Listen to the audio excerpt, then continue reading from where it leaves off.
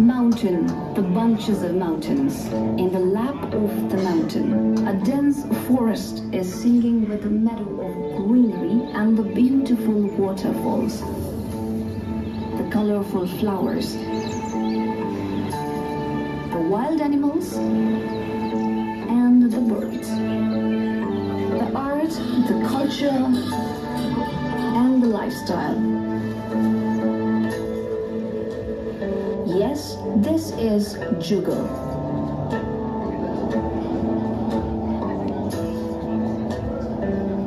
How do I describe it? How can I describe it?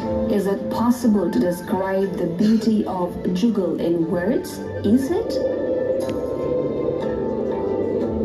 A beautiful series of mountains. The nearest mountain range to the capital of Nepal is the Jugal range. There are 14 peaks that are above 6,000 meters. I know each of us have the dream of climbing a mountain and taking a breath of confidence. Jugal could be a possible destination for those who want to spend a week on an adventure. Jugal 1, Jugal 2, Jugal 3, Jugal 4, and Jugal 5. These mountains were recently opened for climbing and are welcoming us by spreading their arms. The very first iron path in Nepal, Via Ferrata, which you can find in this trail, will lead you to the base camp of Jugal Yangkarka. These mountains may all be climbed from the same base area, surrounded by snow-capped mountains with a sizable square on two sides. A river in the center, Ne Pimachal. Ne Pimachal, Guru Rinpoche spent a significant amount of time at Tapobhumi, God's paradise, and one of the most stunning locations on earth in the 8th century. How would you describe the traditions and way of living life with smiles and happy faces of the Sherpa community? Shafu Nach, Sherpas and Tamang's native languages, and Selu Nach.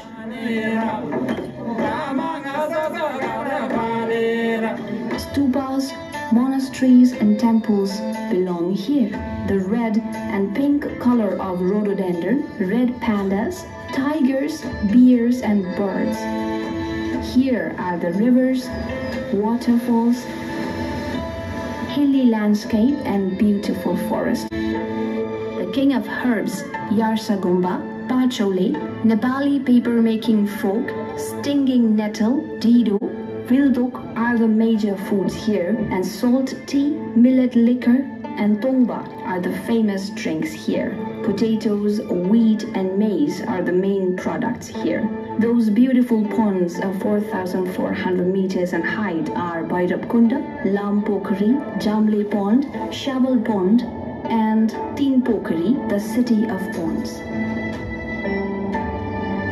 Jugal's base camp can be reached in 3 days from Kathmandu. Homestay in Tembatang, Tipu, following the banks of the rivers Brahmayani and Lantang River, the point of the Great Himalayan Trail from where Pachpokari, Tinkunda, Tilman Pass can be reached. Chentang is a very beautiful open space with religious significance. You can live comfortably in the houses built here. Tongshub Cave. Tongshub Cave is considered the best place to meditate in this beautiful cave that can hold up to 1,000 people.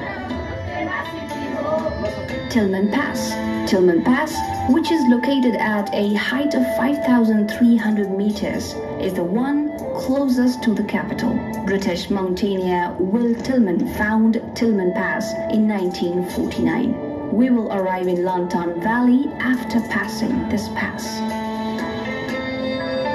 The climber will encounter Dorje Lakpa, the tallest mountain in the Jugal mountain range. Here is where Jugal, an entirely novel Nepali tourism attraction, is waiting for you. Please take a taste of new destination. Welcome and namaste. Unfolds, we have some really exciting treats in store for you with the sons and daughters of the original 1953 expedition in the room, and as well as some grandchildren. We're going to start with a welcome by our Right Honourable Helen Clark, the Prime Minister of New Zealand, who is the patron of Himalayan Trust, and she's going to introduce this very special film, short film, that has been edited down from a National Geographic documentary, Return to Everest, which is about the 30-year anniversary of the climbing of Mount Everest. That is historic footage way back from 40 years ago, filmed and edited specially for tonight by Mike Dillon, who's in the Khumbu, but is actually part of the celebrations, but is actually not with us tonight. It's the story it contains original footage from the 1953 expedition, as well as the last meeting in the Khumbu of Ed and Tenzing. And it also tells us a little bit about the origins of how he started the Himalayan Trust. We're then going to call to the stage our very distinguished delegates, Sue Leyden, who is the daughter of Lord Hunt, the leader of the British Everest expedition in 1953. Jamling Tenzing, son of Tenzing Norgay. Peter Hillary, and son of Sir Edmund, who many of you, of course, know all these people, so I don't really need very much introduction. And we're also very honoured and happy to welcome Pasang Lamu Sherpa, who is with us tonight, one of Nepal's foremost young women mountaineers. They're going to give us a little bit of introduction about themselves, their fathers, their legacy, of how life has unfolded from 53. We're going to talk a little bit about how mountaineering has changed and where we're at today in the modern world of mountaineering. Excellencies, a member of the Tenzing Norgay and Hillary families, distinguished guests, all of you, and all protocols observed. Well, how wonderful it has been to be back for the 70th anniversary celebrations of that 1953 first ascent by Tenzing Norgay and Edmund Hillary, both in the British expedition led by John Hunt, which also included another New Zealander, George Lowe. And I acknowledge Sir John's daughter, Sue Leyden, here today, who will be speaking a little later. So it's my pleasure to introduce the film, which I have had the pleasure of previewing. The film by Mike Dillon, which is truly a trip down memory lane, with original footage from not only 1953, but also from 1983's celebration of the 30th anniversary of the first ascent. And both Tenzing Norgay and Ed Hillary were in the Khumbu for that 30th anniversary. And Tenzing is shown in the film with his daughter, and Ed is shown with a young Peter Hillary at his shoulder. Peter had a full head of hair, so may not be recognised. By 1983 and the 30th anniversary, the Himalayan Trust, which was founded by Ed, had already supported the building of more than 20 schools and of so many health clinics and hospitals. And the film shows Ed himself at work with the hammer and nails, knocking up the framing in the buildings. And I understand from long discussions with Sarah Hillary in the last trip to the Solo Khumbu that the family actually were helping in any way they could as well as these buildings went up. And of course the members of the Sherpa communities did the heavy lifting, which got the materials to the sites and got the buildings up. So here we are 40 years on from what's in the film, celebrating the 70th anniversary. And the education and health services are still in place, including the very first schoolroom at Kumjung, which now houses the Sir Edmund Hillary Visitor Centre, formally opened on Monday. And after that, the very same day at Namche Bazaar,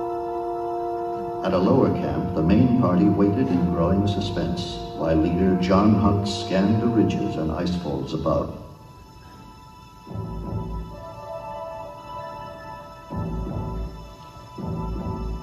Then, at last, the returning climbers appeared, led by a teammate, lifting his thumb in a sign of triumph.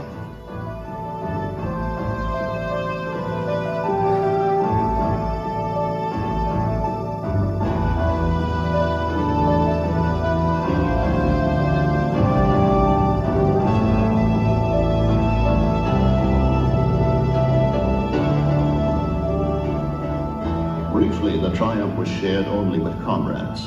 Then word flashed to the world. This is the BBC Home Service. Here is the news. Mount Everest has been conquered by members of the British expedition. The news reached London in a message to the Times.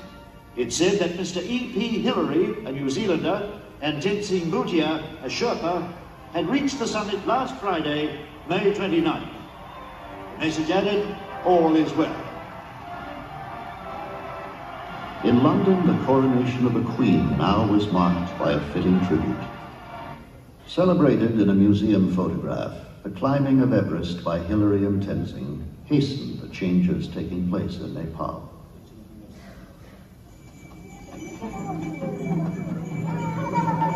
Now, on the 30th anniversary of that historic event, the Khumbu is no longer an island lost in time. When I first went to the Himalayas, my major interest really was in climbing mountains. I got to know the local people and Sherpas and enjoyed them very much.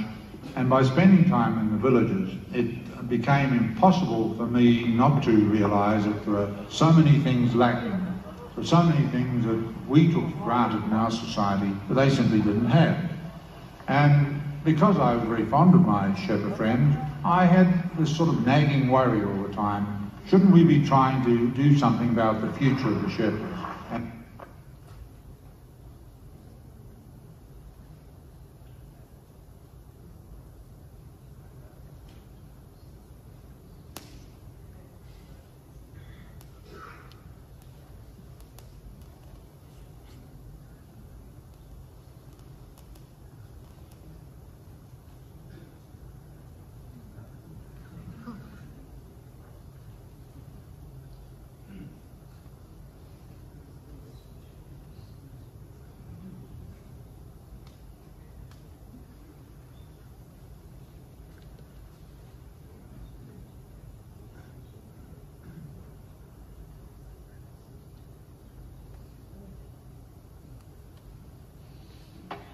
Abruptly, Sir Edmund Hillary became a part-time carpenter. Drawing help from contributors in New Zealand and the United States, he formed the Himalayan Trust to support the program. Today, still building after more than 2 decades, he has completed and staffed no fewer than 22 schools across the Khumbu.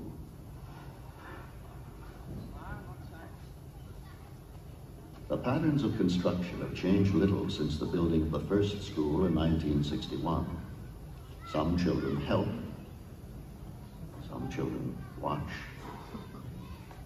some children imitate. For some, classes have already begun.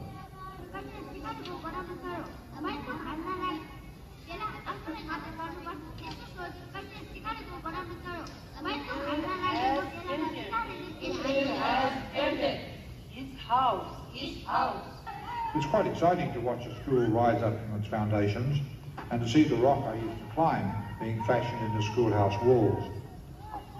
We hope that many more children will come to school and get good learning, and we will always be prepared to help with further expansion and more children coming. Today, across the Khumbu, the school bells ring. Many the empty oxygen flasks used by Hillary and other climbers. Over the highland ridges, more than 1,000 Sherpa children hurry to class each day. Some to schools more than a 3-hour journey from home. The largest of Khumbu schools, with an enrollment of nearly... In celebration of the 50th anniversary of the first ascent, which was 20 years ago, Peter again climbed Everest for the second time. That was 2003. He spent a great deal of time raising funds for a number of Himalayan foundations around the world, and mountaineering instructor guiding all over the world, not just in Nepal, but also in the States and other places.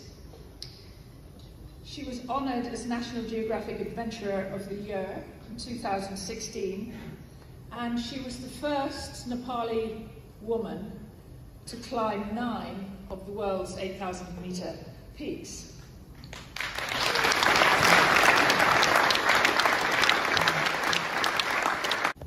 Wow. It was rather a lot of help from the horse, I have to say. So, good evening, everybody. I am really deeply honoured at having been asked to say a few words to you this afternoon as part of all these wonderful celebrations for the anniversary of the first ascent of Everest. As Lisa said, I am Sue Layden. I'm the second of John Hunt's 4 daughters, and for a number of years I was married to George Lowe, who was the second New Zealander on the expedition. So I have 3 sons, and they are all George Lowe's sons. So they have a father who was on the expedition and a grandfather, so that was rather special. And as Lisa said, we're rather an elite group and an ever-growing smaller number of people who actually remembered the moment when the news broke that Everest had been climbed. I myself was a small girl aged 12, and I can see you all rapidly doing the calculation there. We were living in our family home in Wales while my father was here leading the expedition up Everest.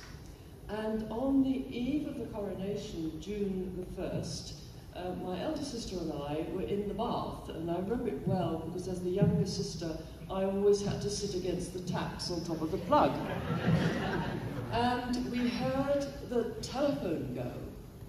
And a few minutes later, my mother came running up the stairs, and she was shouting, "They've done it! They've done it!"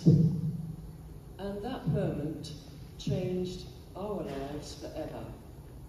Because next morning, there were reporters outside the house. They wanted to photograph us. They wanted to ask our views, our reaction to the news that Everest had been climbed.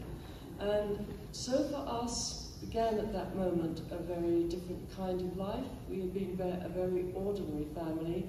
We became overnight one of the famous Everest families.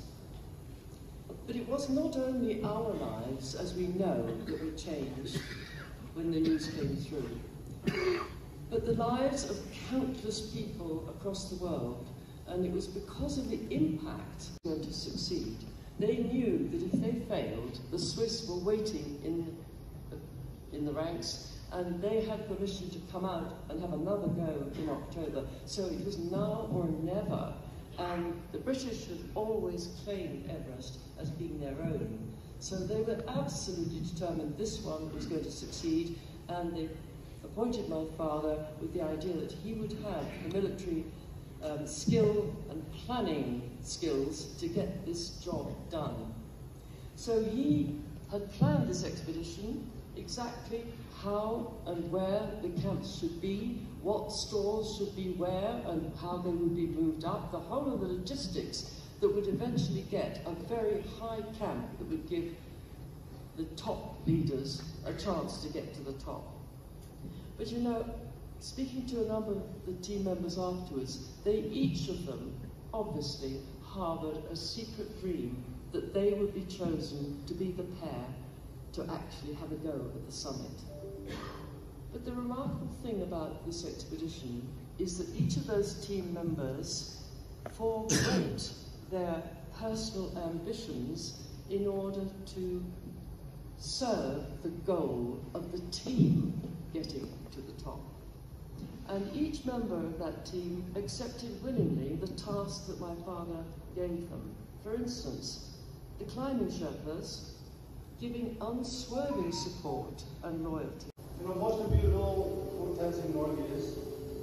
And Tenzing Norgay, after he contacted us, because we never knew who he was before. And today, I've been asked to talk a little bit about who this man was before he contacted us, what his life was about, leading up to the day he started Mount Everest. There was also a death during that expedition in the fall, and they had to retreat. And then finally, they got the opportunity. My father got the opportunity to climb, to go with the British expedition. In 1953, he was selected to be as a member of the team, not a Sherpa, because that's what the Swiss had done, and the British said we have to have Tenzing Norgay here because he had already been on this mountain 6 times, and he had gone with the Swiss and basically opened the route all the way towards, about much higher up above the balcony. And with him being paired with Hillary, the two of them worked really well. The two of them worked really well. They, worked together as a team extremely well. And you can imagine the night before they reached the summit, 2 gentlemen sleeping on a ledge at 28,500 feet one night over there in a small ledge. And these 2 gentlemen were quite big. Ed was quite a big man. My father was also a very tall man. And 2 of these gentlemen sleeping on a small ledge, not talking to each other. Because, my father hardly spoke any English, and Hillary didn't speak Nepali or Hindi, And how are these 2 people going to get along like, husband and wife getting in a fight at night, And next day they were going to go and create history.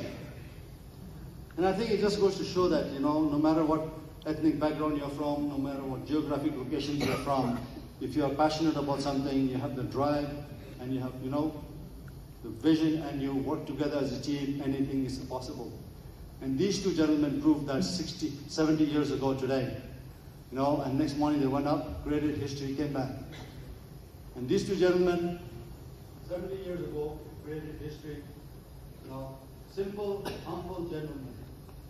They went up, they climbed this mountain, they loved to climb the mountain. They were explorers. They were going into the unknown. They were paving the way for us.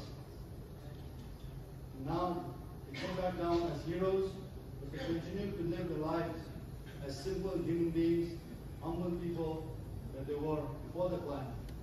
But more importantly, what they did was both of them spent the rest of their lives giving back to the community and to the people that lived in the shoulders of the Himalayas.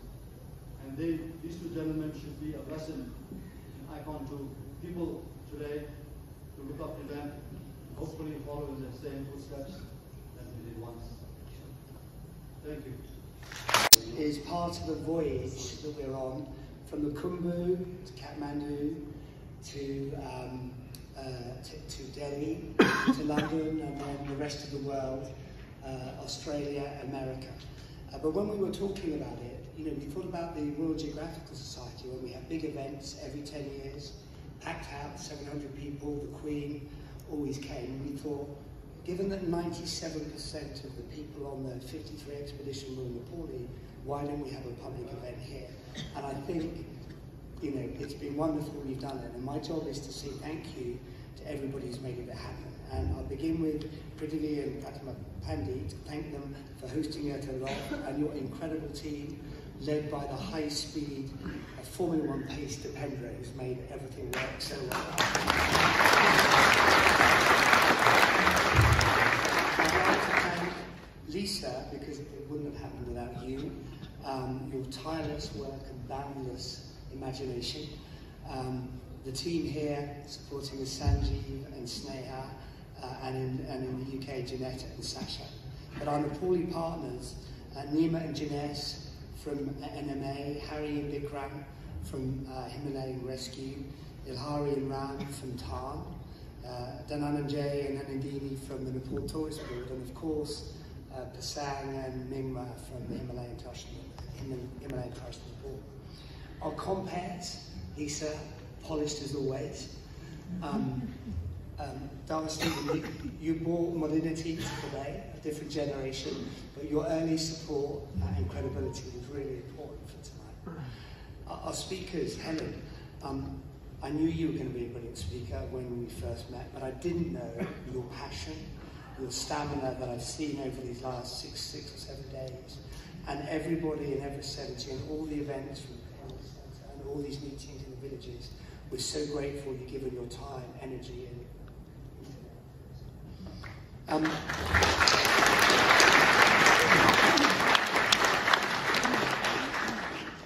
Pasang Lamu, I have news for you. Not only are you a good climber, you're actually a great communicator. So I think you can put that on your list as well. But thank you.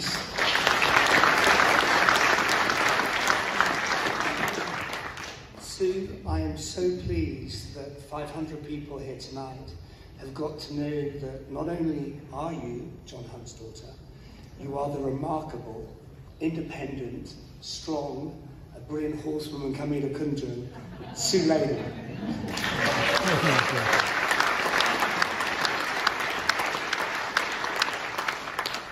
So, Peter and Janet, I'm going to thank you together because I think it's been clear from all the discussions tonight. Everest 53 was about teamwork and partnership, and that was iconically signified by your father's relationships. And you can see it in the photos outside. You can see it all over Khumbu. And that's not easy, because with fame, envy can get in. And it's amazing that they managed to do that. But what is even more amazing to me is we worked together with the Tenzing family, Jamlin, Norbu, Deki, Dami, Sarah and Peter.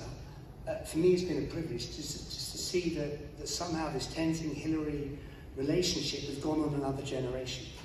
And, you know, I think, I said in Kunjun, both your parents, I'm a father, I would be so proud to see how you've managed to do that.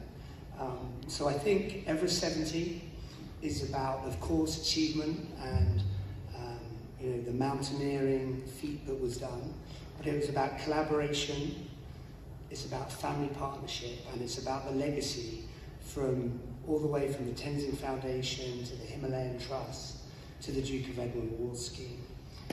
So on behalf of everybody, you know, from our side, I want to thank you all for coming and showing the interest, and I look forward to making this an event, so in 75 or the 80th, to having an event here. So thank you very much, and to the bar.